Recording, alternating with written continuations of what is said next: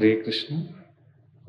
We're reading from Srimad Bhagavatam, Canto 1, Chapter 5, chapter entitled Narada's Instructions on Srimad Bhagavatam, text number 28.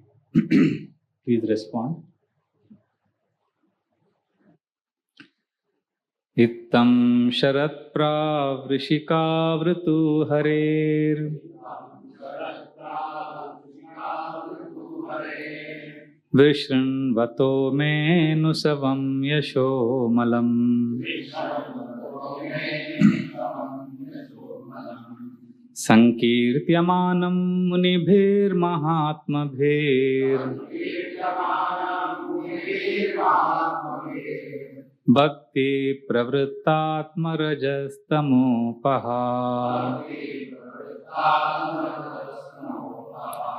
Ittam sharat pravrishikavritu harer Vishranvato me nusavam yasho malam Sankirtyamanam munibhir mahatmabhir Bhakti pravrittatmarajastamo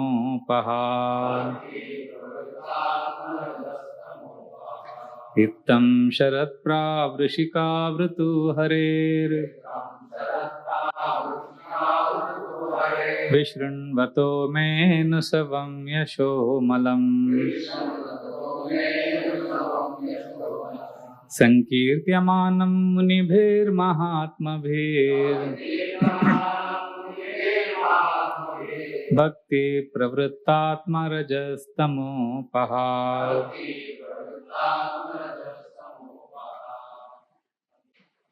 Word to word meaning. Ittam, thus. Sharat, autumn. Pravrishikau, rainy season. Ritu, 2 seasons. Hare, of the Lord. Vishranvataha, continuously hearing. Me, myself. Anusavam, constantly. Yashamalam, unadulterated glories. Sankirtyamanam, chanted by. Munibhihi, the great sages. Ma Atmabhi, great souls. Bhaktihi, devotional service. Pravrita, began to flow. Atma, living being. Rajaha, mode of passion. Tama, mode of ignorance. Upaha, vanishing. Translation and purport by His Divine Grace, Srila A.C. Bhaktivedanta Swami Srila Prabhupada. Thus, during 2 seasons, the rainy season and the autumn, I had the opportunity to hear these great-souled sages constantly chant the unadulterated glories of the Lord Hari. As the flow of my devotional service began, the coverings of the modes of passion and ignorance vanished. Purport. Transcendental loving service for the Supreme Lord is the natural inclination of every living being. The instinct is dormant in everyone, but due to the association of material nature, the modes of passion and ignorance cover this from time immemorial. If, by the grace of the Lord and the great soul devotees of the Lord, a living being becomes fortunate enough to associate with the unadulterated devotees of the Lord and gets a chance to hear the unadulterated glories of the Lord, certainly the flow of devotional service takes place like the flow of a river. As the river flows on till she reaches the sea, similarly pure devotional service flows by the association of pure devotees till it reaches the ultimate goal, namely transcendental love of God. Such a flow of devotional service cannot stop. On the contrary, it increases more and more without limitation. The flow of devotional service is so potent that any onlooker also becomes liberated from the influence of the modes of passion and ignorance. These two qualities of nature are thus removed, and the living being is liberated, being situated in his original position. Hare Krishna. We welcome all devotees to Sunday morning Bhagavatam class. We are reading the glories of Srimad Bhagavatam. This is the instruction given by Narad Muni to his disciple, Srila Vyasadeva. And in the section we are reading now, importance of glorifying Krishna is established. See, whenever we present any concept, the speaker is said to be very impactful if he can give some case study, if he can give some example. So Narad Muni has said devotional service has to be glorified, Krishna has to be glorified. So after saying that in the previous chapter, now he is giving case study, example. And it is said that nowadays, especially in preaching, it is said the most impactful is when a preacher or a speaker or a teacher speaks his own example, some personal example, personal story. So Narad Muni is the best preacher, best teacher. You know, the kind of people he has given Krishna consciousness to, small children.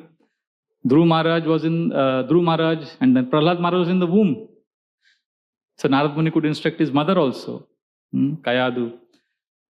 And then hunters, uncivilized people like Mrigari, or very sophisticated kings like Prachini Barishar, or intellectual like Vyasdev, or somebody very stubborn and obstinate like Kailash. You know the Kailash story. He ultimately became a snake, but Narad Muni didn't give up. So Narad Muni is the best teacher. And to explain the importance of Krishna consciousness, to glorify Krishna, he is giving his own example, own story. How he heard Krishna Katha from the saintly people for 2 seasons when they came, and what happened to him. And basically in today's verse, he's saying how the culture of devotional service helped him. Culture of hearing. The line especially, Vishrinvato me nusavam yasho malam. Vishrinvato me means constantly hearing. And nusavam yasho malam, again and again hearing. In the same line, constantly and hearing again and again is mentioned. So that means, in today's purport also Prabhupada, following the same mood of the verse, is saying how we have to hear from bona fide devotees constantly. So this is the theme of today's class also. So today we will discuss the scientific basis of this constant hearing, or the scientific basis of Shravanam. So the main theme that we will discuss right now is why we need to constantly hear. Not, sometimes we may not understand the importance of the culture of hearing. We may be more inspired by an inspirational talk, a pep talk, sometimes some things you hear or see, you get a kick. Oh, that's it. That is good. That is needed, especially when we are down. We need to be somebody to lift our spirits up. That has its importance. But along with that, the culture as a sadhana, as a practice to regularly hear or read scriptures. Not as an inspirational or a practical class. Sometimes we want practical class. Sometimes we want inspirational class, which is important. But there is also the importance of consistency, dedication, So we may be attracted by stimulation, a good class or a good, something I read, something fascinating. Stimulation is there, but absorption is also needed. So therefore, that is the theme we will discuss now. So to begin with, the culture of Shravanam, which means what Prabhupada writes in today's purport, and the verse is also explaining, hearing constantly from bona fide devotees. So when we do that, there are many benefits we will get. And depending on time, we will take a few. At least the first one we will take, which is the most important benefit of hearing constantly about Krishna is what? Attraction to Krishna. Love for Krishna. When Rukmini, she wrote a love letter to Krishna. Now during those days it is said that girls were not writing love letters to Krishna. So Rukmini felt she is being a little shameless in writing letter. So she writes a love letter to Krishna, and she writes that, what to do, Krishna? I've never seen you, I've never met you, but I've fallen in love with you because I've been hearing about you. Shrutva gunan bhuvana sundara shunvatam te nirvishya karna vivarai haratongatapam rupam drisham drishamatam akhilartalabam tvayachyuta vishata chittam apatrapam me means shameless. Krishna had become shameless because what to do? Shrutva gunan, I'm hearing about you. And hearing about your beautiful qualities, your beautiful form. Shrinvatam te nirvishya karna vivarai haratongatapam. So as Krishna Katha enters my ear holes and it enters my heart, haratongatapam, all the hankerings and pain and tribulations of the heart, it is all mitigated. Rupam drisham drishamatam akilartha labham. So if someone can meditate on your beautiful form, that is akilartha labham, that is the highest form of achievement. Tvayachyuta vishata chittam apatrapam. My mind is shamelessly attracted to you. So she is in one sense saying that Krishna, you are responsible for me doing this. So then Rukmini is thinking, oh, Krishna may think Krishna may think that what is this girl? How audacious she is. She is writing to me like this. So to allay Krishna's fears or misconception, she writes in the next verse, what to do, Krishna? There is nobody like you. I have heard so much about you that in all the different qualities, there is no one who can match you. Katvam mukunda mahati kulashila rupa vidya vayodra vinadam abiratma tulyam dhira patim kulavati navrinita kanya kale narasimha naraloka manobhiramam. She says, Krishna, Katvam mukunda, there is nobody like you because you can give liberation. And who can compare with you in kula, in your lineage? Sheela, your character is spotless. Rupa, you are the best in beauty. And all this Rukmini has learned from where? By hearing. And Vidya, you are the most educated. Vayo, in youthfulness. Dravinada, money. So she's saying the best marriage alliance I can get is you because you are best in all of this. And Dravina Atmabi, there's only one person who can be compared with you. And that is you yourself. So, Dhira Pati Kulavati Navrinita Kanya, which sober woman will not be agitated or disturbed after hearing this about you? Now Krishna may think, oh, Rukmini is saying all this so that I can get married to her. But after marriage, she may control me like any other wife controls her husband. So Rukmini is thinking, Krishna may think like this. So Rukmini is saying, no, Krishna, don't think I will control you because you are Kale Narasimha Naraloka Manobhiramam. Who can control you? You are Narasimha. You are time personified. So like this, she's written such a beautiful letter to Krishna. And she sends it to the Brahmana. So now, for example, the last 5 minutes, what we did, we heard about Krishna's glories. So Rukmini had heard about Krishna's glories. So now we are hearing Krishna's glories from Rukmini's letter. So what we have done just now is we have heard, we have taken part in Shravanam. Something like what Rukmini did. Now somebody may say, okay, Rukmini Haratonga Tapam. Rukmini is saying she felt relieved of all the tapa because she heard about Krishna. Somebody may say, Prabhuji, I also feel relief from suffering when I watch something, some movie on Netflix, or the OTT, web series, so many series is there. It has the same impact, Prabhuji. I feel relief. Haratonga tapam. No, we have to clarify here. It may give these movies, see, I'm not denouncing the role of entertainment in society because everything has a place. And some people need painkillers. They may be suffering so much. Sometimes, doctors recommend painkillers. But what happens to many of us is we may take shelter of the painkiller. We may think painkiller is more important than the medicine. So, somebody may watch some movie, something exciting, but it will only titillate the senses little bit. But for something to have deep impact in the heart, we need to study about Krishna and hear about Krishna. Because when you watch a movie, what happens? Somebody else is the director of that movie. Somebody is the cinematographer. But when you are decorating, when you are hearing, you are decorating Krishna. See, a director has made a movie, it is his offering. But when we hear about Krishna, our mind can visualize unlimited possibilities of Krishna's beauty. Isn't it? It's a personal offering. You can do one small experiment. You can hear about Krishna and you can see Krishna on the screen. So now we have no option, like for example, the Janmashtami. So we have virtual immersive experience, which is needed. But Prabhupada said we have to make the best use of the bad bargain.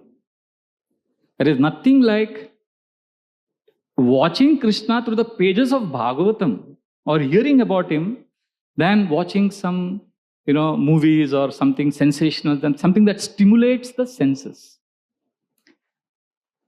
Like for example, let's take just one example about Krishna's beauty. And the Bhagavatam says, Prasadabi mukam shashvat prasanna vadanekshanam sunasam subruvam charu kapolam surasundaram. So this verse is describing Krishna's beauty. Now you are hearing it. What does this verse say? Prasada bi mukham shashvat. Krishna's face is very pleasing. So now you can allow your creativity. You can connect with this sound vibration which is not different from Krishna to understand and appreciate Krishna's beauty. Prasanna vadanekshanam. Krishna's face as well as his eyes Krishna has an enchanting smile on his face. And Krishna also with his eyes is imparting a lot of affection. Even in the Venugita we find Kataksha moksham. Krishna's sidelong glances. Krishna's eyes have been described so beautifully in the scriptures. So Prafadabi mukam shashvat prasanna vadanekshanam. Sunasam. Krishna's nose is beautiful. Subruvam charu. Charu means beautiful. What is beautiful? Is subruvam, is eyebrows. Kapola is forehead. Surasundaram. It is more beautiful than all the devatas put together. So what have we done now? We have connected and remembered Krishna's form. So you can repeat this verse with me, after me. It's very simple. Prasadabi mukam shashvat prasanna vadanekshanam sunasam subruvam charu kapolam surasundaram. So as you know the meaning and as you chant the verse, you are getting a chance to exercise your own brain, your own mind to remember Krishna. And that gives us a chance to go deeper into connecting with Krishna. See, even in this world, even in the material experiences, there is something which is shallow and something which is deeper. Like for example, I went for a walk some time ago, some days ago, to Hanging Garden. So when I was walking, there was a man who came in front of me and he was heavily perfumed. So as he came close to me, that scent entered my nostrils and it was a kind of a stimulant. Somewhere my senses were affected and it was a good feeling. You know what I'm saying? It's like, but then as I walked ahead, because of the rains and also because there were plants and flowers there, for the fragrance of the flowers mixed with the fragrance of the earth that got mixed with the rainwater, that also entered my nostrils after maybe 2-3 minutes when I went ahead. And that touched me at a deeper level than the perfume. Have you experienced this? Something, even in material world, there is something that takes us deeper. So imagine we are now hearing about Krishna's beauty, and if we hear consistently over a period of time, how much attraction to Krishna we can develop. Like there are very graphic descriptions in the Bhagavatam about Krishna's beauty, details, Shamam hiranya paridim vanamalya barha dhatu pravala natavesha manuvratamse vinyasta hasta itare nadunanam abjam karnot palalaka kapola mukhabjahasam. So this is a very beautiful description when how is Krishna standing in Vrindavan? Shamam. He is as beautiful as a dark monsoon cloud. So in rainy season, when you see a cloud, you can see, oh, this is Krishna's beauty. This is how Krishna's complexion. That is why in the 10th canto, Prabhupada writes in the purport, of course it is Sukadeva Goswami's words, that clouds and Krishna are best friends. Why? Just like when cloud comes after a hot summer season, people feel relief. Similarly, when we are suffering because of anxiety in this world, and then when Krishna enters our life, we feel relief.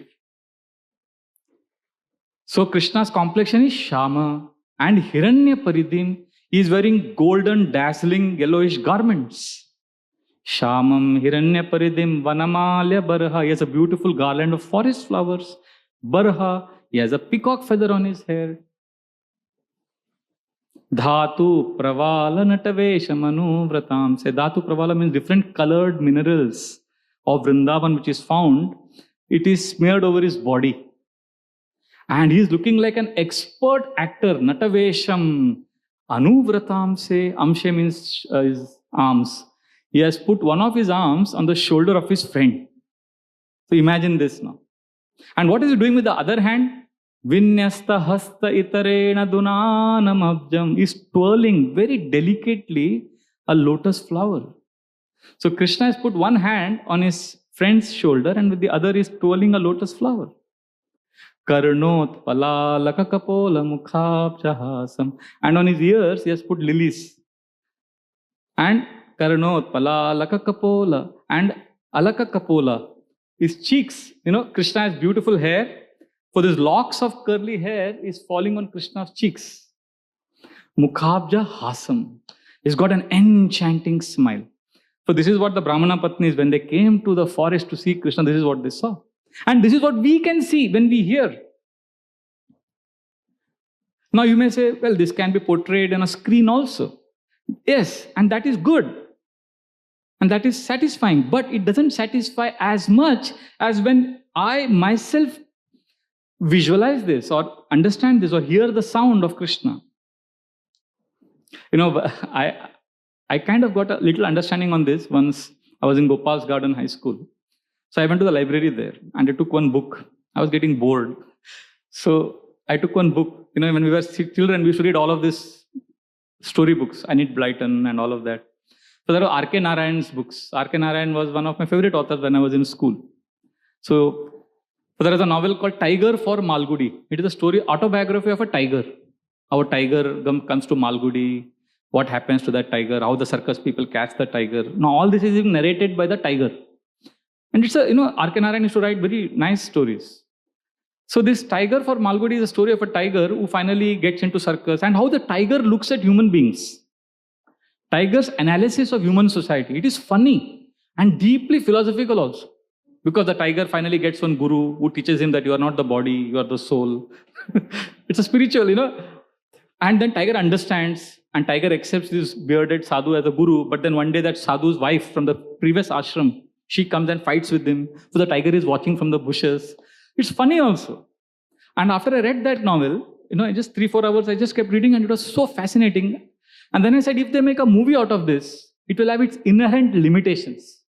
Because how will they explain the inner turmoil and struggle of the tiger and his realizations? How will they explain? They may create a visually powerful, impactful thing on the screen. But the churning of emotions in the tiger's heart will be presented with limitations on the celluloid. You understand what I'm saying? Like, there is another novel, very famous. I think all of us must have read it in school. Gulliver and Lilliput. That Gulliver's Travels. Jonathan Swift, he wrote it in 1720, 400 years ago. It is a story of one man. He goes to different worlds. He goes to Lilliput, where all are tiny people and he is the tallest. Then he goes to the next island, where everybody is big and he is tiny. But all the movies and serials that have been made on this, they only speak about these 2 or 3 islands that Gulliver went. They don't show the last part of the book. Because in the last part of the book, Gulliver goes to one land where because just like nowadays, we have train, car for transportation. In 1720, people used to travel always by horses. So horses was very common. Everybody had lots of horses. So he goes to one island where horses are intelligent people, and they are like the ones who are controlling that world. And human beings are like animals. They are made to work. And human beings are called as Yahoo. So he goes to the land of Yahoos. And what he experiences there, it cannot be portrayed on a screen because it is churning going on. And finally, when he comes back to England and he looks at all human beings there, he says, oh, they're all Yahoos. So he starts finding human beings in his own country repulsive because he sees that they're all interested only in eating, sleeping, mating, and defending. And he finds the horses more likable, so he starts living in the horse stable. So what he's going through in terms of, the philosophical churning, and it's a lot of satire is there. This satire and philosophical churning of the heart cannot be portrayed as effectively on a screen as it can be when we read or hear about it. And therefore, they can't show this on screen. So what I'm saying is basically Bollywood, Netflix, whatever, all this, it is somebody else's creation. But when I read about Krishna, it is not only medicinal. When I hear about Krishna, it's not only curing me of my material diseases, but it is also giving me an opportunity to expand my horizons, my capabilities, my potential of connecting to Krishna and decorating Krishna, offering Krishna, worshipping Krishna. So, it's like watching a movie is like having access to one book.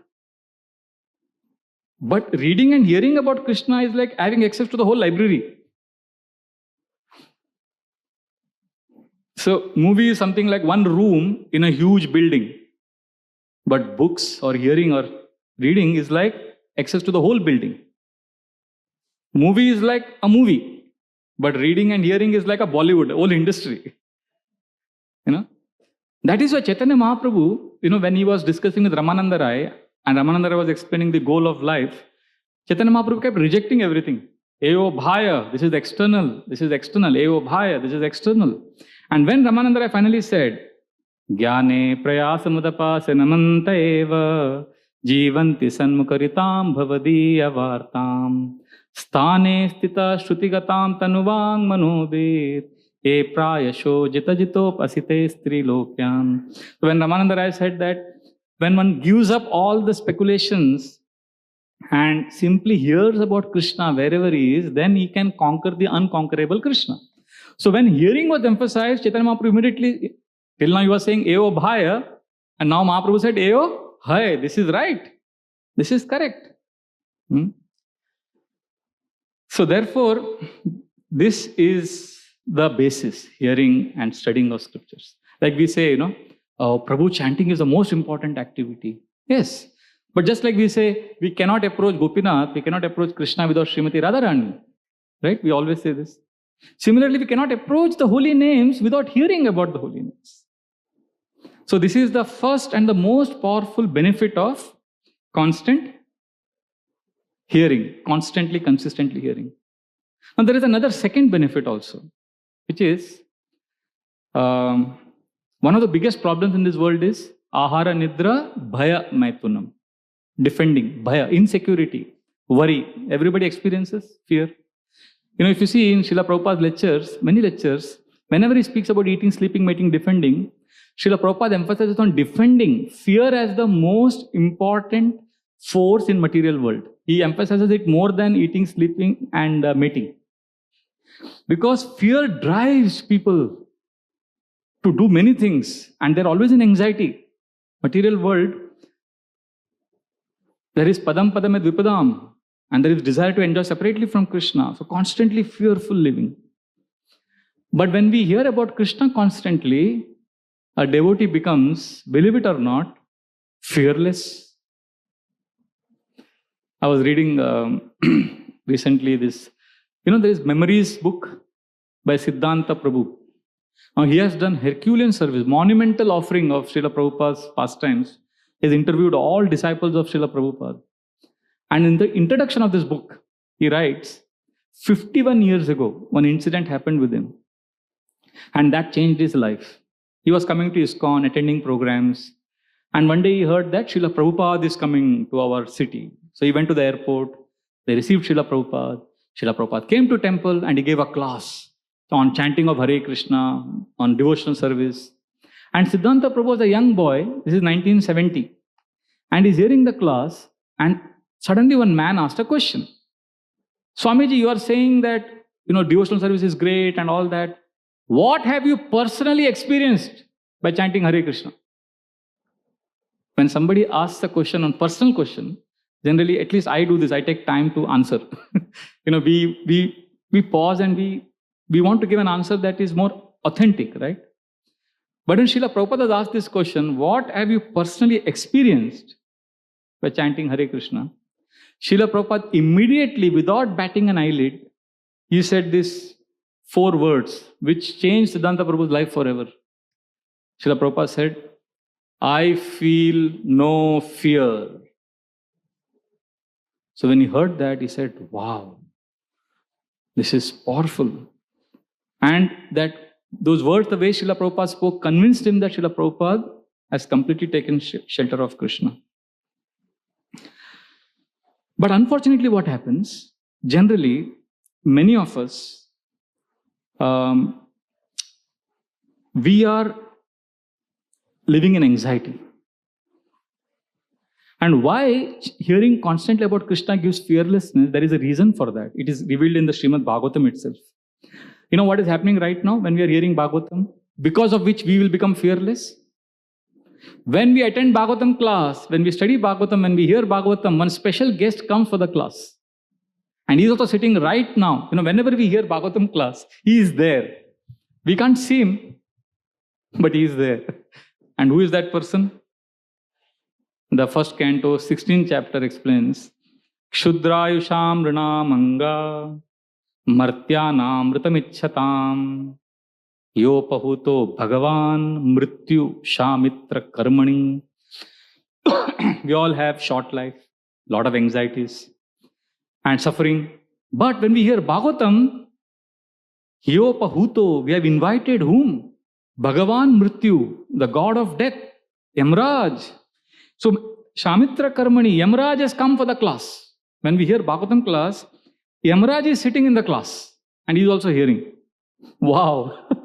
See, if I am sitting in the class and hearing, I may not see Yamraj, but I may be hearing the class, and sometimes I look here and there in the class. So Yamraj is also hearing the class, and Yamraj also sometimes looks, oh, he's sitting, acha, he also looks generally. What a thing, Yamraj is in the same class. And then what happens when we die? Our file goes to Yamraj, right? So Yamraj will see the file. And he will say, Arey, ye kaun hai? Kahin dekha hai isko? I've seen. I think I know him.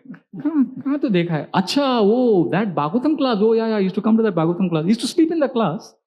Acha aadmi hai, but it's a good fellow. He used to doze off in the class, but theek hai. So, we cannot handle him. Let him go to Vaikuntha. It's not our case. Transfer the file. So there are 2 ways we can attract Yamraj's attention. By committing sinful activities is one way. Or we hear Bhagavatam. That is also another very good way of attracting, that's the best way to attract Yamraj's attention. And that's why Parikshit Maharaj had no fear. Na sammoru bhayad. Syat samramo antakalepi smaratam tat padambujam. Therefore, at that last time, the time of death, Parikshit Maharaj had no confusion, no bewilderment. He has been hearing about Krishna since childhood. So, totally fearless. And we can't see Yamraj, but Srila Prabhupada could see. A few days back, Gaur Vilas Prabhu was saying this past time, how Prabhupada once in the Kirtan started laughing. And devotees later on told him, Prabhupada, why were you laughing? He said, I saw Narad Muni, that's why I was laughing. So then that devotee said, Prabhupada, what was Narad Muni doing? He said, Prabhupada said, Narad Muni was laughing. So I was also laughing. So then that devotee asked Prabhupada, but why was Narad Muni laughing? And why were you laughing? He said, we were laughing because we were seeing all the mlechas and everyone else. We were dancing in Kirtan. We were like amazed by the power of holy name. So we were laughing. So Srila Prabhupada could see these special souls. And that's why Srila Prabhupada was fearless. In New York, when he used to go and buy vegetables, there was a sniper. Sniper are those people, who have this crazy fetish for shooting people at random. They'll be sitting on a window somewhere and they look at someone and mood ho gaya to usko goli se uda dene ka. So there are snipers there, and Srila Prabhupada would go and come to the market, and devotees told him, Prabhupada, there are snipers here, are you not afraid? Prabhupada said, no, I am from Kolkata. I'm not afraid. Once in Berkeley, 1975, Srila Prabhupada, when he came from the airport, there were zoning restrictions. So devotees could not use the temple for staying. And there was no hotel nearby and no devotee residence. So Srila Prabhupada, they secretly allowed him to stay in the temple, and 3 devotees guarded him in the night. But somehow the police came to know that these people are illegally staying where they're not supposed to stay. So at 2 o'clock in the morning, they banged on the door and they broke open the door, and the devotee was sleeping inside on the hall on the mosquito net, inside the mosquito net. So they chastised the devotee, and the devotee said, no, I was not sleeping. He started defending. And a big fight happened. Meanwhile, Prabhupada was translating upstairs. And the devotees came and they pleaded with the police, no, please don't disturb us. Our Swamiji is elderly, is translating. This is the most important hour of the day. And when they heard this, they became more angry, the police. They said, where is that old man? And they went on banging on all the doors. And finally, the room in which Prabhupada was translating, they banged the door, they opened the door, and they had this torch. And they put that torch right on Prabhupada's face. And Prabhupada just looked at them, grave and straight and fearless. So these policemen were till now shouting at the devotees and creating a big scene there. And when they put the light on Prabhupada's face, Prabhupada looking at them back. And what did they do? They quietly came down and they left the place. And there was no problem after that. So what Shakti Srila Prabhupada carried, because of his close association with Yamraj, his best friends, with Narad Muni. Once in San Francisco, he was translating in the middle of the night at 2 o'clock. Suddenly there was a knock on the door. And Prabhupada opened the door. There was a young girl, scantily dressed, young lady, and with eyes wide open, she was staring at Prabhupada. Prabhupada said, who are you? What is this? At this unearthly hour, what are you doing here? And she just kept staring. Prabhupada said, what do you want? What is this? Who are you? And suddenly she said, ooh, la la la la la. So, just imagine you were in that place. What would happen to you? Srila Prabhupada just looked straight at her. What is this? Why are you disturbing me? This is the time I translate. Go. What she did, instead of going away, she entered Prabhupada's room. Now, Prabhupada is a sannyasi. Now, a sannyasi will not be with the woman alone. So, Prabhupada, out of instinct, defense, he just came out of the room, out of the house. So, the lady went inside, Prabhupada came outside. So, when Prabhupada came outside, she also came outside, but she pulled the self-locking door. So, Prabhupada and this lady are locked outside the house, and it's cold winter, San Francisco, and Prabhupada doesn't know what to do, and he doesn't have a spare key. And he vaguely remembers that Mukunda is staying somewhere close by, but he doesn't know exactly where. And this girl is just next to Prabhupada, and wherever Prabhupada is going, she's coming. And whenever Prabhupada looks at her and scolds her, she says, ooh, la la la. So, and then finally, after 1 hour of searching, Prabhupada finally finds out where is Mukunda staying. Prabhupada wakes up Mukunda. Mukunda had a spare key, and he scolds that girl, and that girl looks at Mukunda and says, you are a kid, you don't understand. One day you will understand. So she was high on drugs or something. And then Mukunda gets that key, opens the door for Prabhupada. Prabhupada enters, he locks the door, and then he drives that girl away. And after this 1.5, 2 hours of episode, what do you think Srila Prabhupada did? He went back and continued his translation as if nothing has happened. And morning 7 o'clock, he comes down to give Bhagavatam class, and he's sitting in the class, about to start the class. He looks in the audience, and guess what? That girl is also there in the class. Prabhupada is not scared. In fact, Prabhupada his sense of humor is so amazing, his presence of mind and wit. And looking at the girl, he smiles and he says, oh, you are here. Ooh la la la la. Prabhupada said that. That means when I read this, I was amazed that Srila Prabhupada was not, like if we were there in Prabhupada's place, we would panic, we would be afraid, we would tell somebody to drive that girl off or what all. We would be in so much anxiety. But this fearlessness is a reality of a devotee who takes shelter of Krishna. That's why preachers could do dramatic things, Go to such God-forsaken places, spread the message of Krishna consciousness. But this is the second very powerful benefit of constantly hearing from bona fide devotees. What is the first one? Attraction to Krishna. Second is fearlessness. And there is one more. This is a little, need some explanation. This is called developing clarity. You know, the Sat Chit Ananda, the Chit aspect, the knowledge aspect. So when we constantly hear, our Vijnanamaya Kosha develops. See, we all have what is called as wisdom body. We have an inner state of awareness where we know, but we may not know how we know, but we know. Generally, most of us live in Annamaya Kosha, Pranamaya Kosha and Manomaya Kosha. Annamaya Kosha means taste, always thinking of eating or pleasure. Pranamaya Kosha is protection, fearful, protecting ourselves. Manomaya Kosha is relationships, peace, love. You know, like when I was very new in ISKCON, I was attracted because I was living in Annamaya Kosha. Prasadam, attractive prasad. Or Pranamaya Kosha, I was looking for a good job, and one devotee said, give me your biodata, I'll get you a nice job. So this is the motivations initially.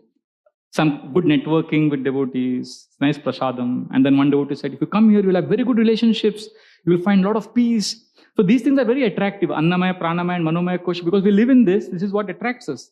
But what about questions about life and death? What about the questions about goal of life?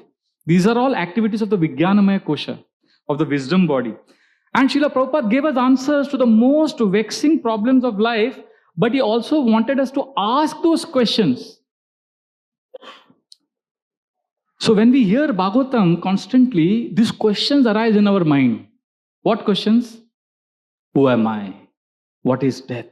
What is life? Why bad things happen to good people? And this brings clarity. That's why Srila Prabhupada didn't simply give answers. When Srila Prabhupada went to New York in 1965-66, he used to give these Bhagavad Gita classes. In fact, he started Chaitanya Charitamrita classes and he started Sanatan Shiksha to the absolute newcomers. He explained to them, Sanatan Goswami asking Lord Chaitanya, Ke ami, kene amar, jara tapatre, who am I? Why am I suffering in this world? Sanatan Goswami's questions, Srila Prabhupada raised in those classes. And he gave answers also. But what happens with us many times is, we like the answers very much, but we have never asked those questions. So those answers will never become ours. In an exam, if somebody has never studied, and in the last day, the exam day, the teacher says, you can open your book. Open book exam. Somebody has never seen the book and he has all the answers with him, but he's never asked the questions, he will not be able to pass the exam. So the questions also have to be ours. Otherwise, the answers won't help us.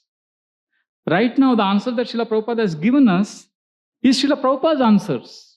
And they will make sense to us if I also ask the same questions. See, Srila Prabhupada made it very simple. He gave us the answers to the most complicated questions of life. I remember one devotee was saying that before coming to ISKCON, he went to one spiritual organization where the impersonalist teachings were being taught. So there in the class, he asked the speaker in front of 1,000 people, what is the goal of life? So the speaker shouted on the microphone, run away from the person who tells you the goal of life. That is for you to find out. So he got so scared. And if that's what I'm doing, I'm finding out, I've come to you. But they had no answers. And then when he came to ISKCON, he found all the answers to the questions he had. So he was saying how Srila Prabhupada had all the answers. But because he was asking those questions, it was a great combination. That's why Srila Prabhupada, recently in the Bhagavatam class, we heard Srila Prabhupada writing letter to Dr. Rajendra Prasad, President of India, that I have a clue. I know how to go back to Godhead. Please don't think I'm some madman. So that means Prabhupada had the answers. We don't have to worry. But we have to ask the questions. And that will help us see things from proper perspective. Otherwise, we will remain entangled in material life. And when I ask these questions and then I hear the answers, there will be epiphany. There will be the revelation. That is when the wisdom body actually evolves. So when we hear constantly, clarity comes. Krishne swadama upagate jnana dharma bihi saha kalo nashta drishamesha puranarko dhunodita. Krishna went away. And jnana and dharma also went away when Krishna left at the end of Dwapar Yuga. But kalo nashta drishamesha, to remove the darkness of Kali Yuga, Krishna left behind Purana Arka, the sunlight, the sun of Srimad Bhagavatam. For the darkness will be dispelled by Srimad Bhagavatam. The darkness will be dispelled means first the questions, the right kind of questions will arise in the heart. And then we will have the clarity to take the right decisions. Because one of the biggest challenges we have is confusions, what to do. The Srimad Bhagavatam will lighten up our Vijnanamaya Kosha and help us and guide us to take the right steps. That's what happened to Brahmana Patnis. Chaturvida Bahugunam Annamadaya Bhajane Abhishashru Priyam Sarva Samudram Iva Nimnaga. They ran towards Krishna when they heard that Krishna is hungry, like rivers run towards the ocean. And do you think it was easy? No, they were stopped. Nishidyamana patibir bhratbir bandhubir suter Bhagavati uttama shloke dirga shruta dhritashaya.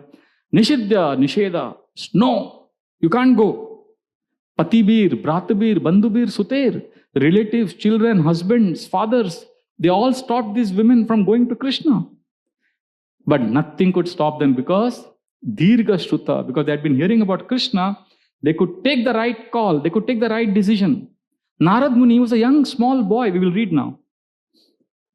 And what happened? He was hearing Bhagavatam. Do you think life will be a roller coaster, right? Life will be smooth? No, everything was going nice. He was hearing Bhagavatam, serving the saintly people. The party goes on like this forever? No. One day what happened? One day in the night, his mother went to milk the cow. Ekada nirgatam geha duhantim nishigam pati sarpo dashat padas prisht kripana kalachodita. Time came in the form of a sarpa and bit his mother and she died. Srila Prabhupada says, this mother had nobody except small Narada. Narada, a 5-year-old boy, had nobody except his mother. And he was an orphan now. Mother has died. What to do? But he took the right decision at that time. Tada tadaham ishasya bhaktanam sham abhipsata anugraham manyamana pratishtam dishamuttaram. Anugraham manyamana. He could see this as Krishna's blessing because he had got mercy of devotees. He had been hearing from them. Bhaktanam sham abhipsata. And therefore, what did he do? Pratishtam, he walked towards Disham Uttaram, towards the northern side. In fact, our Vaishnavacharya write the commentary that Narad Muni performed the little Narada in his previous life, the son of a maid servant, performed the final rites of his mother. He not only burnt her body, but he also lit up the entire hut where he was staying. Everything got burned and he left. So, externally we may follow Narad Muni or we may do what Brahmana Patnis did externally, but time will expose us. Time will compel us to ask questions. And if we haven't asked those questions, we will struggle. So if we constantly keep asking questions, constantly keep hearing, then we will get clarity to choose the permanent over the temporary. See, one of the biggest challenges in modern times is we choose temporary over the permanent. All the time, isn't it? That is a classic Kali Yuga characteristic. Therefore, Kathopanishad says that very interesting verse. It says, if you give up the permanent for the temporary,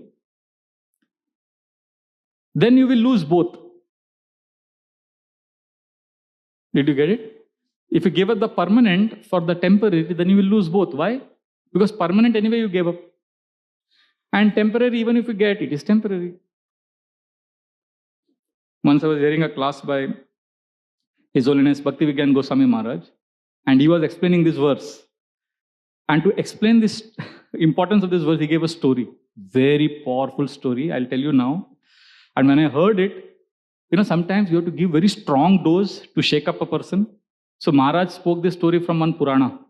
How one Guru is telling his disciple, my dear disciple, you have left Krishna, you have come to material world. That is a very big problem. Understand that problem. Don't be obsessed with your small daily problems. Just like this king's son. And then he began to tell the story. But the Purana explains what the sage told his disciple, that once a prince came with his friends and he was in a mood of naughtiness. He wanted to be a little naughty. So he saw these women carrying butter pots on their head. So the prince told his friends, there were 3-4 friends, he said, let us have some fun. Krishna broke butter pots. let us also break these butter pots. Let us make them cry. Of course, we will compensate them later, but let us have some fun. So they agreed. So they broke all the butter pots, and the women were shocked. They started crying, wailing. And the prince was laughing, and suddenly the prince saw one of the women was not crying. She was like this, equipoised, still. So he was very stunned. He said, wow, she seems to be a great sage. She said, Mataji, why are you not disturbed? She said, oh prince, do you want to really know? He said, yes, I'm keen to know why you are not disturbed like the others. So the lady said, do you have time? He said, what do you mean? But I have a rather long story to tell. If you have time, I'll tell you the story. Then you will know why I'm not disturbed by the butter pot breaking. He said, yeah, I want to know. And the lady said, many, many years ago, I was a young and beautiful woman. I had a very nice husband, and we had a small son. And I was so beautiful that the king sent a letter to me saying that he wants to have a relationship with me. And I became panicky. I told my husband, and I love my husband and I made a plan. Because I didn't want to be unchaste to my husband. So we made a plan, and I wrote a letter to the king saying, you can come, but you have to come and meet me alone. Nobody should know, you should be in disguise. And he agreed. So according to the plan, I called him to one small hut, and there I had kept a sword hidden. So as soon as the king made his advances towards me, and my husband was in another hut, waiting for, we had made a whole plan. So I took that sword and I killed the king. And then I ran to my husband, but there when I went, my husband was bitten by a snake and he had died.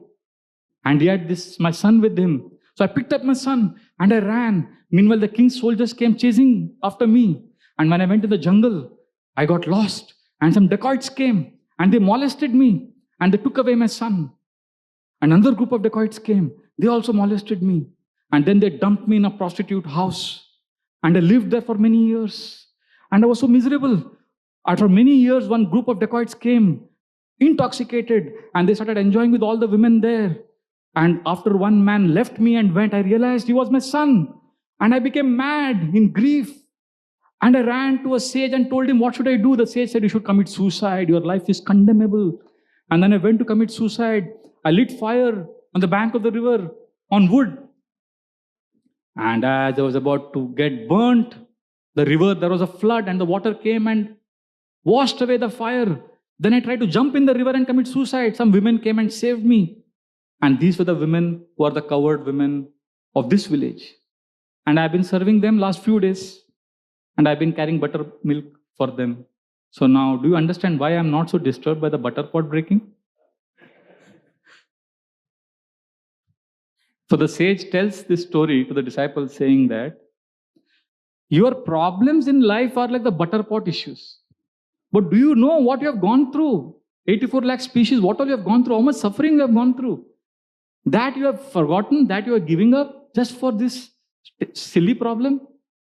Radha Gopinath Prabhu was once called to one college for lecture. Then there was some big problem that happened there. So students were in depression and all that. So Radha Gopinath Prabhu gave the lecture. Very powerful example he gave. He said, people have this 10 rupee coin. He said, sometimes we keep the 10 rupee coin so close to our eyes that it blocks the vision of the sun. And the sun is quadrillion times bigger than this small coin. But the coin blocks our vision. Similarly, sometimes our worry, our problems in life are so tiny, but they become so important that we forget our permanent problem. Now, this does not mean we don't take care of our physical, mental, emotional needs. Please don't get us wrong. We have to take care. They are important. But another reality of modern times is we worry a lot. This is a worrying generation. Worrying. Even if there is nothing to worry, we worry that I have nothing to worry. ऐसा कैसा कुछ भी नहीं है. कुछ तो होना चाहिए. Tension होना चाहिए life. Now, one man was told that, you want a job, you will get a job in our company. Your job will be to worry for us. Wow. 9 o'clock you come, work till 8 p.m. and you'll have this desk. You start to sit and worry whole day. Because the CEO said, I'm very stressed, because I have too much anxiety. So if you worry for me, then I'll give you 5 lakh rupees every month. He said, wow. He said, I'm very good in this job, sir. I will do this. Morning sit and worry till evening. And 5 lakh rupees. Wow, great. He said, thank you for this job, sir. So when will I get my first salary? So the CEO said, that is your first worry. That is you have to worry now. When I'll get my salary? That I don't know. So worrying. But Bhagavatam, if you constantly hear, Bhagavatam connects us to the real problems. Yasyam Vaishriya Manayam Krishne Parama Purushe Bhaktirutpadate Pumsa Shokamoha Bhayapaha Shokamoha Bhaya. Fear of future, lamentation of past, and moha, illusion of present. In spiritual world, there is no past or future, only present. In material world, unfortunately, there is no present, only past and future. We are always living in our fears and anxieties. But Srimad Bhagavatam removes this clutter, and it helps us connect to our own wisdom body and get the right answers. Sometimes devotees say, Prabhuji, I want that should be practical class. I have this problem. So we look for practical class, which is needed. At the same time, we also need to understand abstract concepts and allow Krishna to reveal the answers from within. Like, for example, if I give a class now on the importance of jogging or walking, 1 hour class, this is the best for you. And you say it is very practical. But if one of you is lame, or as they say, physically challenged, no, not physically, differently abled, then you can't run, then you will say his class was impractical. But the principle you can take, right, of taking care of health. So Bhagavatam has many case studies, Ambarish Maharaj, Parikshit Maharaj, Dhruv Maharaj. So what are these case studies? How can it be practical? Now, for example, we are living in 21st century, so many challenges, so many unique problems. So it is practical because there are principles there. And when we hear the principles submissively and consistently, then in our own unique situation, the answers will be revealed how to negotiate with the material energy and how to move forward graciously. Simple example, you go to any military academy, go to any war college, they will teach all the famous battles fought in the world. Napoleonic Wars, Second World War, Battle of Somme, all these battles will be taught. So these students, commandos, they learn all these wars. But when they actually go to war, like when the 2008 terrorist attacks happened in Taj Mahal Hotel, so when these NSG commandos entered, do you think they took their notebook with them? Are kaun sa battle ka solution idhar apply karne ka?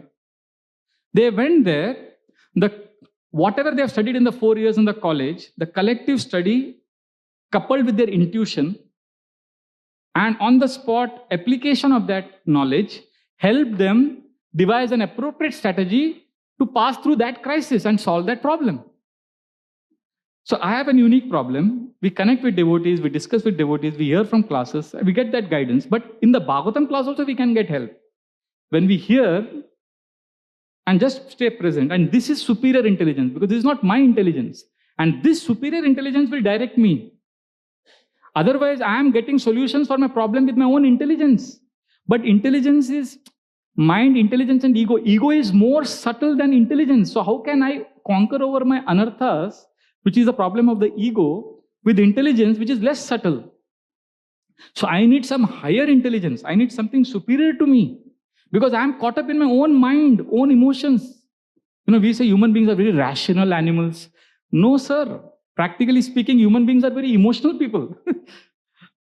They are driven by Annamaya, Pranamaya, and Manomaya Kosha. We are rational, of course, technically.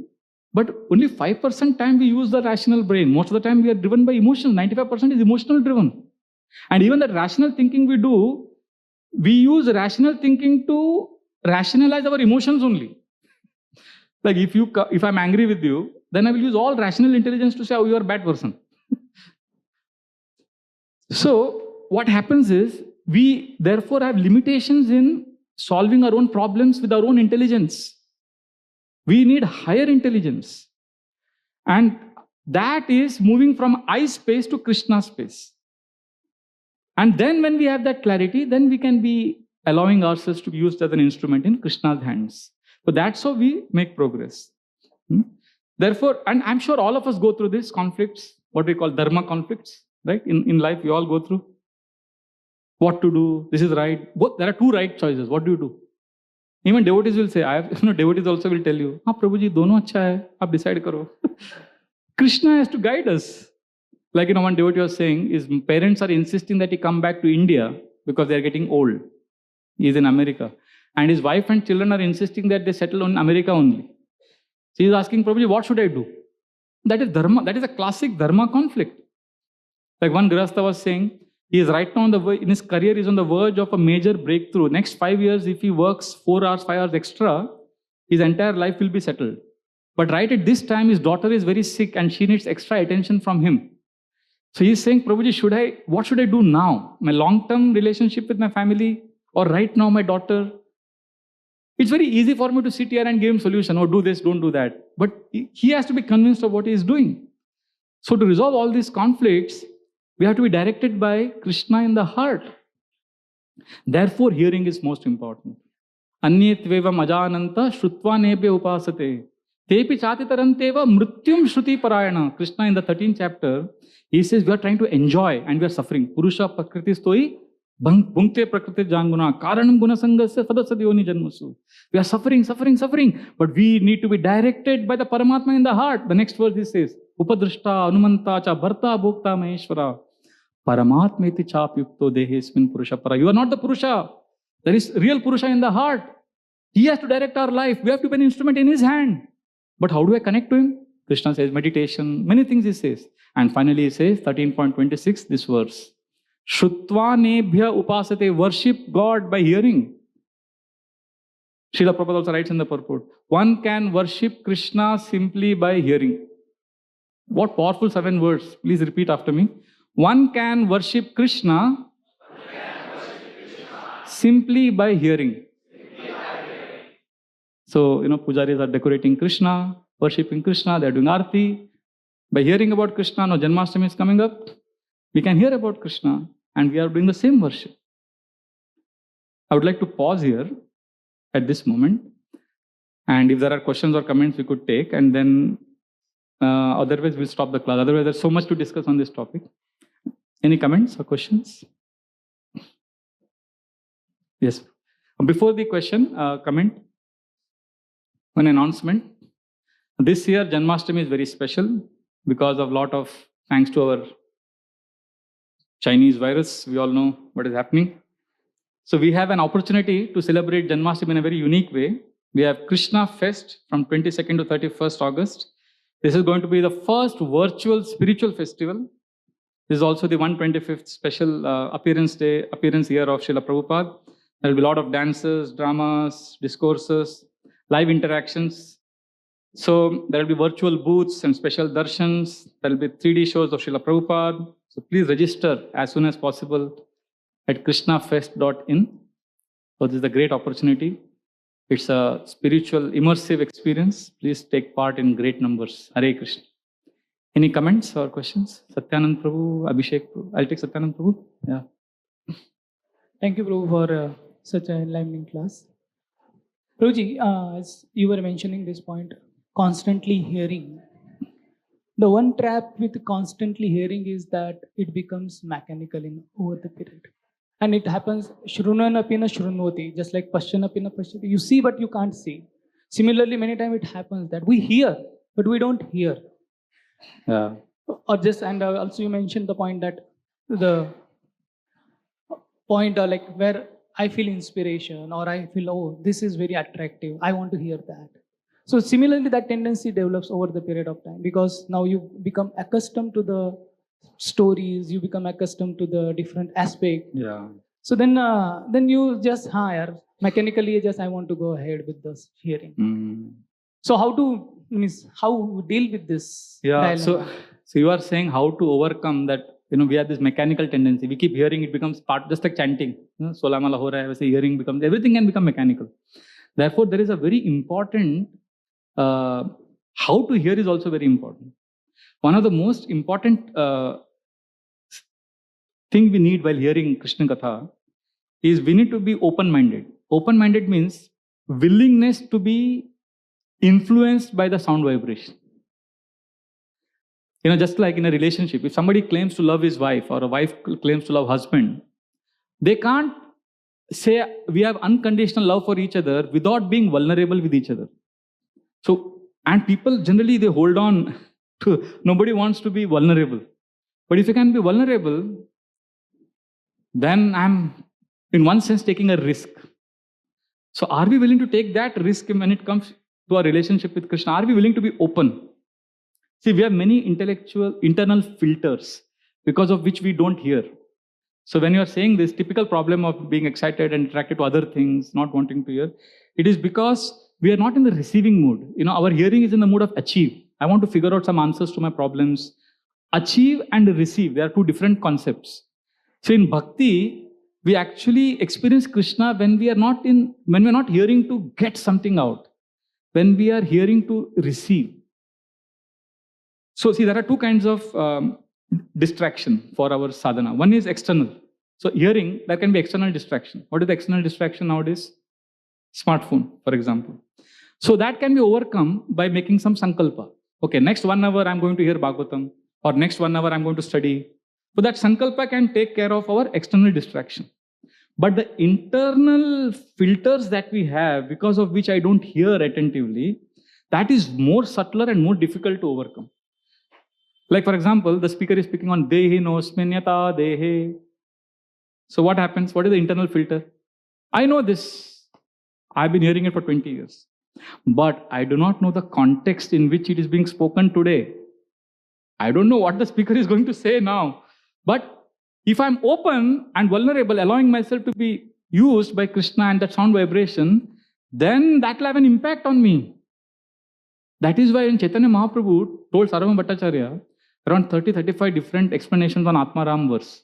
And then when he met Sanatana Goswami, and Sanatana Goswami said that you gave so many explanations of Atmaram verse to Sarvabhauma Bhattacharya, I also want to understand this verse.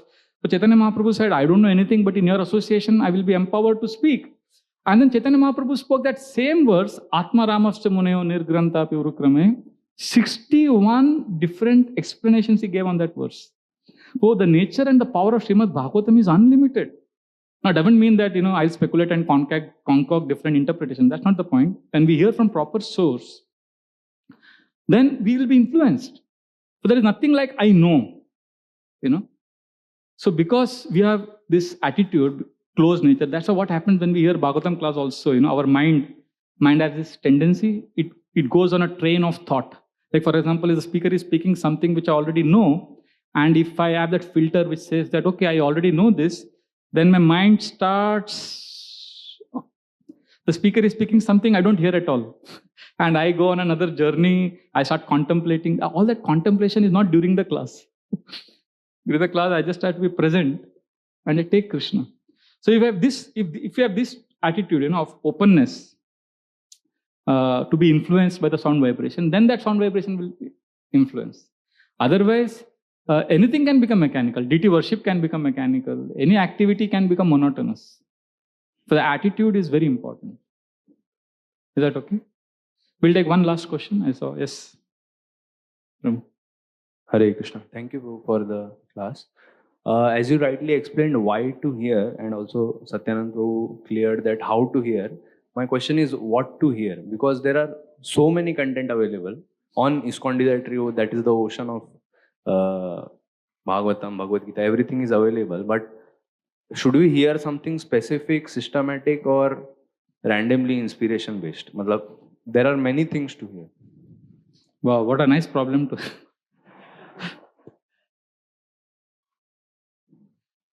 Sachinandan Maharaj once explained about studying scriptures. I think that principle we can follow in our hearing also. He said, when we are studying scriptures, for example, he says, keep reading, keep hearing, and suddenly something will, resonate with your heart. And then you hear that more. That's what Anandamayi Prabhu does. Sometimes he hears one lecture some 20 times.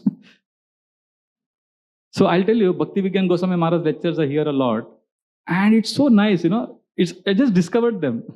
Like I hear Devamrit Maharaj, Sachinandan Maharaj, our Guru Maharaj, Radhana Swami Maharaj. So Bhakti Vigyan Maharaj lectures, so sometimes you like it lecture, you hear it 3-4 times, like that. But the attitude is more important actually. Because Krishna will direct us, Krishna will reveal to us. Is there humility? See, the problem is, one of the biggest advantages of attitude, wanting to hear is, it is actually a sign of humility. So as long as the attitude is in the right place, and Krishna Katha will guide you. Like, I'll tell you, sometimes people say, Prabhuji, how can hearing be humility? Because hearing requires to keep our mouth shut, right? Like, generally, I don't know if you have experienced this, we like to speak. I'm talking about myself. And when two people are talking, when somebody is talking, I've seen this happen with me many times. When other person is talking, sometimes I feel, when will he stop that I can talk? We want to talk. That's our default setting in the conditioned stage. So given that conditional nature, the fact that I am willing to sit and hear means I'm sending a message to the universe that I am a fool, I don't know what is right and wrong, so I want to hear. And that will guide us. Pravishtakarana randrena swanam bhava saroruham dhunoti shamalam krishnam salilasya yatasharat. Krishna, the heart of the devotee is described like a bowl of a lotus. Krishna sits there and cleans the heart. Because I am working hard to hear. Dhunoti, Krishna dho dete hain heart ko. For that attitude is important. Nashta prayeshu abhadreshu nityam bhagavata seva. Devotee bhagavat and book bhagavat. If we have that attitude of service to both, last 1 week, 3 times different speakers spoke the story of His Holiness Srila Bhakti Pradip Tirth Swami Maharaj, who was a spy in the British army, British government, and then he came, he stayed in Gaudiya Math, and then he learned all this, and then he was trying to find out what this Gaudiya Math is into. He was a spy. But by hearing, he got so influenced that he became a devotee and he became a sannyasi. That is the power of submissive attitude of hearing. Madhvacharya, our main acharya in our sampradaya, he used to go for his giving lectures. He used to carry one bull. And that bull used to carry all his books. So one day when he was giving class on the Taittiriya Upanishad, all his leading sannyasi disciples were hearing. So one disciple said, Gurudev, who will give commentary on your works? Which of us is qualified? And Madhvacharya said, none of you. And they were shocked because they were all very big scholars and they used to hear attentively. Madhvacharya said, pointing to that bull, because that bull also used to hear attentively. Madhvacharya said that bull will write commentary. And they all looked at the bull, and the bull was hearing attentively. And that bull went on to take birth as Jayatirtha in the next life. And he wrote Nyaya Sudha, the commentary on all of Madhvacharya's works. So, hearing is very powerful. The attitude, if it is in the right place, that's a Padma Puran, Lord Krishna says, very nice verse. Shabda Brahman Para Brahman. Shabda Brahman, when we hear sound vibration, that is Krishna only. Shabda Brahman Para Brahman Mamumebhya Shashvati Tanu. They are both same. Shabda Brahman and Krishna, they are same. But the difference is what? Shabda Brahman Para Brahman Mamuvebhya Shashvati Tanu. Shabda Brahman Nishnata Para Brahman Adhigacchati. If I become attentive and good in my process of hearing, then I will be directed towards Krishna. So the answer to your question is, the attitude is in the right place, then everything will fall in place. You will be guided. I would like to tell one story and end with that. Once in Prerna lecture, this is the real story and it had a profound effect on me. I think this kind of answers your question. There was one boy who stopped coming because I kind of fried him out. I was also a young, overzealous preacher at that time. I started criticizing the guru that he was attached to, some Babaji he was attached to. And also I criticized Devtas. So he got fried out and he stopped coming. And I felt very guilty. So I called him and he said, Prabhuji, I don't want to offend you, but I am disturbed. I don't want to come. But at that time, Gaurang Prabhu was supposed to give one Prerna lecture. So I got very excited. And Gaurang Prabhu, very popular with the youth. So I told him, I request you, please, just for one sake, one thing you do for me, just come for this one Prerna lecture. And then you never come, I am okay. I was hoping that he will come for that lecture and Gaurang Prabhu's lecture will be very attractive, jokes and entertaining, as at the same time enlightening, and he will get influenced and he will become once again steady. And I will also apologize to him. I thought like that. So Gaurang Prabhu's Prerna was announced. That boy agreed, reluctantly he agreed. But he was sincere, humble, and he was hurt by me. It was my fault, but he came. And that time there was one Prabhupada disciple, one sannyasi, very senior, old sannyasi. And he is a great devotee. But I thought that he will not be an appropriate speaker for the youth festival. And he also said, I'm tired, I cannot give so many lectures. So I said, Maharaj, why don't you give Sunday morning Bhagavatam class? Saturday evening, Gaurang Prabhu is giving. So he said, very good, very good. I can't give Saturday also, then Sunday also. Then I said, Maharaj, Sunday morning our congregation is coming. So your class will be relevant. He said, okay. So Saturday morning, I was in guest reception department. So I took care of Maharaj Prasad and everything. Then I came down and I was in Prerna. I was doing comparing for the Prerna festival. So I had to introduce Gaurang Prabhu. So I was sitting where you are sitting right now, waiting for Gaurang Prabhu. And happily thinking that Maharaj is in his room, taking rest, and tomorrow he will give Bhagavatam class. Everything is arranged. And that boy was sitting there, where you are sitting. So I thought, this boy will hear Gaurang Prabhu and he will become, all past will be forgiven. And he will hear nice, powerful, entertaining class and he will become devotee. And as I was sitting there, Gaurang Prabhu entered from this door. So I said, okay, he has come to give the class. And he paid Dandavat, he offered obeisances, and he was taking darshan of the Lord. And from there, he began to walk towards the Vyasasana. And I got up to introduce Gaurang Prabhu. And that very moment, that sannyasi entered from that door. And he walked straight.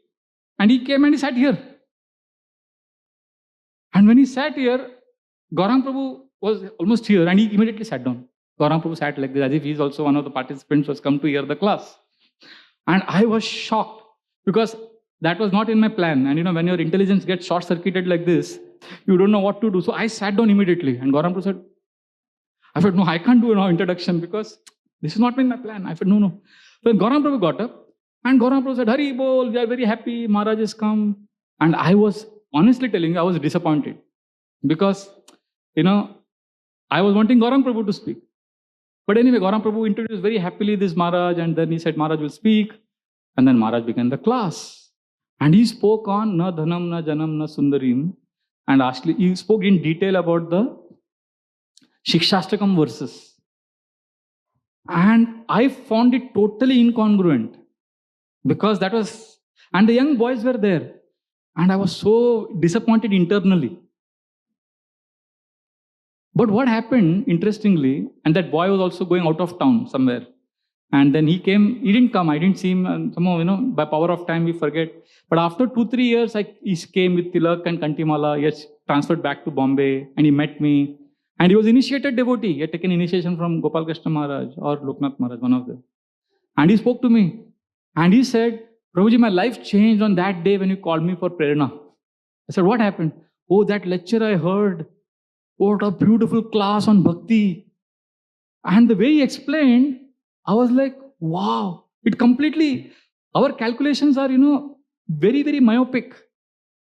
And that reminded me one pastime, when Bhaktivedanta Saraswati Thakur was preaching in Kolkata during Gaudiya Math days, initial days, one very powerful impersonalist was the head of department in Banaras Hindu University and a very influential person. He had done PhD on Shankaracharya's impersonalism and he came for Bhaktivedanta Saraswati Thakur's class and he challenged the devotees. The devotees said, we can't answer your questions. Why don't you ask this to Bhaktivedanta Saraswati Thakur himself? So he sat in the class and after the class, Bhaktivedanta Saraswati Thakur asked for questions. This man did not ask. And the devotees told him later, why you didn't ask? He said, I went blank. But tomorrow I'll write them down and come. For next day class, he had all the questions written down. And after the class, Bhaktivedanta Saraswati Thakur said, any questions? He didn't ask. And the devotee said, why you didn't ask? I couldn't see the questions. I don't know what happened. And third day, he said, I'm determined to challenge. And third day after the class, this man, very big professor, he got up from his seat. He walked towards Bhaktivedanta Saraswati Thakur, offered full Dandavat. And he surrendered. And he went on to become Adikeshav, His Holiness Adikeshav Swami, who then wrote a big treatise on Shikshashtakam verses. And he presented Chaitanya Mahaprabhu's complete opposite philosophy. And he went on to become a very big stalwart scholar in Gaudiya tradition. So the point is, we have our own calculations, what will work, what will not work. But the attitude is most important. The attitude of humility, willingness to be vulnerable to the sound vibration, and allowing Krishna to influence my heart, that can have a profound effect in our lives. Is that okay, bro? So we'll stop here. Hare Krishna, Krishna Krishna, Hare Hare. Hare Ram, Ram Ram, Hare Hare. Granthra Srimad Bhagavatam ki jai. Srila Prabhupada ki jai. Thank you very much. Hare Krishna.